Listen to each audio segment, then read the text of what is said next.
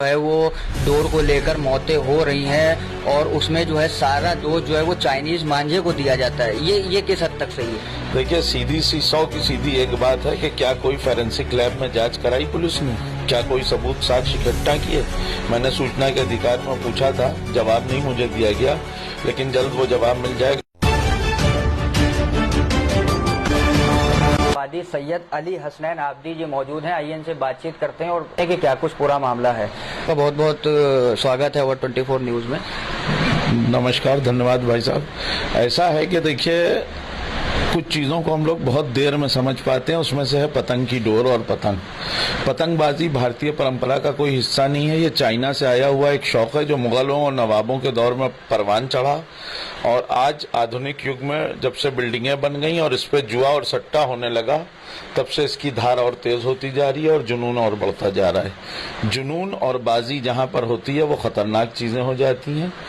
बाजी कहते हैं सट्टे को, बाजी कहते हैं जुए को, बाजी कहते हैं गैम्बलिंग को, और उसके लिए तेज धार और तेज धार और तेज धार की जरूरत है। पहले पतंग की डोर पर चावल की पीठी के साथ शीशा पीस के लगाया जाता था, आज डायमंड डस्ट तक लगाई जा रही है। एक पतंग की चरखी 10,000 रुपए तक की उपलब्ध है बाजार में। पहले खाली चावल होते थे उसको चिपकाने के लिए, अब सिंथेटिक केमिकलों का इस्तेमाल हो रहा है। इतने घातक केमिकलों का इस्तेमाल हो रहा है कि विगत कुछ वर्षों पहले बरेली में 3 लोग मर गए थे विस्फोट में, क्योंकि वो उसका केमिकल बना रहे थे। उस केमिकल में इतना भयानक विस्फोट हुआ कि उनके चिथड़े उड़ गए और उसमें एक कारखाना मालिक था साजिद नाम का और लोग थे। जल्द ही इसकी पूरी जानकारी आप लोगों के सामने आने वाली है कि ये कितनी घातक है। मैंने एक PIL दाखिल कर रखी है माननीय इलाहाबाद हाई कोर्ट की लखनऊ बेंच में, जिसका नंबर है 142/2026, और मैं ही वो व्यक्ति हूँ जिसने रज्जन खान का गला कटा था 7.5 इंच की लंबाई में और 3.5 सेंटीमीटर गहराई में बाजार खाला में, जिसमें प्रथम मुकदमा उत्तर प्रदेश में मैंने दर्ज कराया था। उस मुकदमे को लिखने में 14 दिन का वक्त लगा था। दूसरा मुकदमा व्यापार मंडल के आसिम मार्शल के साथ हुआ, उनका मुकदमा लिखने में 2 महीने का समय लगा। न्यायालय प्रतिक्रिया, पुलिस के पास हस्तक्षेप और सारे हम लोगों के पुराने कामों का हवाले देने के बावजूद मुकदमे दर्ज नहीं हो रहे थे, क्योंकि बातों को गंभीरता से नहीं लिया जा रहा था। मैंने पुलिस विभागों को और जिम्मेदार अधिकारियों को लेटर भेजे कि इस पर नियम बने, लेकिन नहीं हुआ। अफसोस के शुएब की जान चली गई जो एक MR था। उसके बाद अभी कम्युनिटी मेडिसिन के डॉक्टर दीपक कुमार कश्यप जो कम्युनिटी मेडिसिन में पढ़ाई कर रहे हैं MD की, उनके साथ हादसा हुआ। उनकी दोनों आंखें कटते कटते बची। यहाँ घाव था, यहाँ घाव था, यहाँ घाव था। बस ईश्वर की कृपा रही कि आंखों पर नहीं आई। इन सारी बातों को देखते हुए एक अहम सवाल हमारे दिमाग में भी आ रहा है, और खाली हमारे ही दिमाग में नहीं, ये जनता के भी दिमाग में एक ये सवाल रहता है कि जिस तरह से लगातार जो है वो डोर को लेकर मौतें हो रही हैं और उसमें जो है सारा दोष जो है वो चाइनीज मांझे को दिया जाता है। ये किस हद तक सही है? देखिए, सीधी सी 100 की सीधी एक बात है कि क्या कोई फोरेंसिक लैब में जांच कराई पुलिस ने? क्या कोई सबूत साक्ष्य इकट्ठा किए? मैंने सूचना के अधिकार में पूछा था, जवाब नहीं मुझे दिया गया, लेकिन जल्द वो जवाब मिल जाएगा। अभी मुझे एक जवाब मिला है पुलिस महानिदेशक से। उन्होंने बताया कि समस्त तरह की कोटेड डोर, लोग आपको उलझाते हैं कि सूती है और नायलॉन की है और सिंथेटिक है और ये है चाइना की, ऐसा कुछ नहीं है।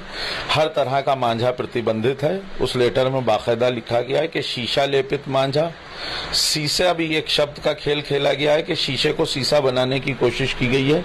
शीशा लेपित मांझा और सिंथेटिक मांझे, नायलॉन मांझे और कोटेड मांझे। और मैं आपको बता रहा हूं कि डायमंड डस्ट जो हीरे के तराशने में धूल निकलती है, उसका भी इस्तेमाल हो रहा है। और हीरा दुनिया की सबसे सख्त कार्बन में से एक होता है जो हर चीज को काट देता है। उसका इस्तेमाल डोर में हो रहा है और 50,000 से शुरू होता है इसका सट्टा और लाखों की शर्त लगती है पतंग में।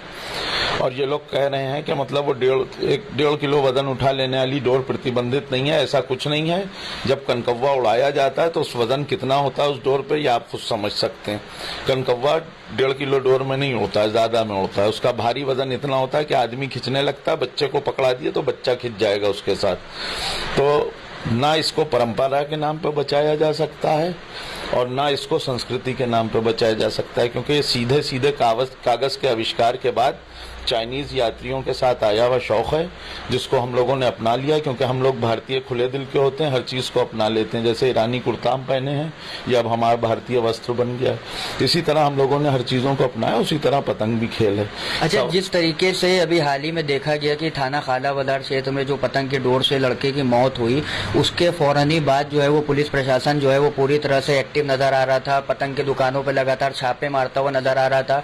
ड्रोन के माध्यम से जो है वो सारी छतों की जो है वो निगरानी करी जा रही थी कि किसी तरह से पतंगबाजी के ऊपर रोक लगाई गई। वो हमारे ख्याल से मुश्किल से हफ्ता भर 10 दिन ये पूरा जो है इनका पुलिस प्रशासन का वो चला अभियान, उसके बाद फिर सब जो है ठंडे बस्ते में चला गया। पुलिस बहुत जिम्मेदार है और बहुत व्यस्त है गंभीर अपराधों में, और बड़ी बड़ी हत्याएं हो जाती हैं, और बड़े बड़े मामले हैं, आतंकवादी संगठन काम कर रहे हैं, अलगाववादी संगठन काम कर रहे हैं, जातिगत नफरत फैला रहे हैं, कोई धार्मिक नफरत फैला रहे हैं। इस सब में पुलिस इतनी व्यस्त है कि उसका ध्यान ही नहीं गया कि पतंग व्यापारियों और पतंग के कारोबार करने वाले, एसोसिएशन चलाने वाले और जुआ खिलाने वाले लोगों ने उन्हें भ्रमित कर दिया चाइनीज मांझे में। यहाँ तक कि मुख्यमंत्री ने भी अपने मुंह से चाइनीज मांझे शब्द का इस्तेमाल किया कि वो है, लेकिन उनका हम शुक्रिया अदा करते हैं माननीय मुख्यमंत्री योगी आदित्यनाथ का, क्योंकि उन्होंने उसको हत्या और गैर इरादतन हत्या के अपराध में शामिल कराया, और घायलों के लिए मुआवजे की मांग करते हैं। लेकिन हर मांझा प्रतिबंधित है, और इत्तेफाक ये रहा कि हर पुलिस अधिकारी ये बात जानने के बावजूद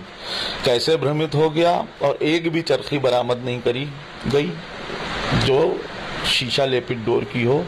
चाइनीज मांझा तो बरामद हुआ, लेकिन कांच लेपित डोर नहीं बरामद हुई, क्योंकि उसको कॉटन और सूती कह के इन लोगों ने बचा दिया।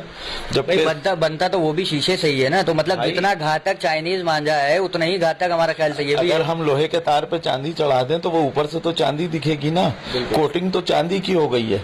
और रही बात ब्लेड की धार देखी जाती है, उसका साइज थोड़ी देखा जाता है। कोई उस तरह इतना सा उस तरह से हमला कर दे, हमारा गला काट दे। और पतंग की डोर तो जब तक खिंचती रहती है वो काटती रहती है, और उसमें ऐसे केमिकल हैं वाटर प्रूफ के वो पूरा लच्छे का लच्छा उतरता है। यूट्यूब पे वीडियो पड़ी है, कोई का नाम है हटो बचो, कोई का ड्रैगन, कोई का कुछ, कोई का ऐसे खतरनाक नाम है कि वो खुद कह रहे हैं उनकी उंगलियां देख लिए किस तरह कारीगरों की कट रही हैं।